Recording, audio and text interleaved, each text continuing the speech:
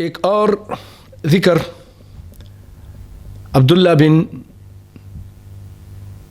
غنام البیاضی یہ کہتے ہیں کہ نبی صلی اللہ علیہ وسلم نے فرمایا من قال حین یصبح اللہم ما اصبح بی من نعمت فمنک وحدک لا شریک لک، توحید وحدک لا شریک لک فلک الحمد ولک الشکر. تو جو یہ الفاظ کہے صبح کے ٹائم فقد ادا شکر یومہ، تو وہ اس دن کا شکر اس نے ادا کر دیا. ومن قال مثل ذلك حين يمسي فقد ادا شکر لیلتہ، اور جو شام کے ٹائم کہے گا اس نے بھی اس رات کا شکریہ، اس کی جو نعمتیں وہ استعمال کرتا ہے اس کا شکریہ ادا کر دیا.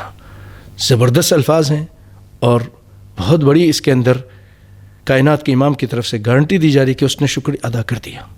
ادا، اللہ اکبر.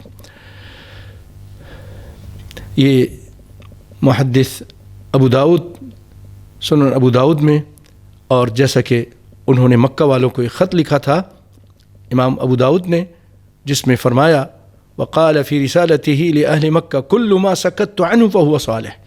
تو یہ بھی انہی روایت میں سے ہے جو صالح روایت.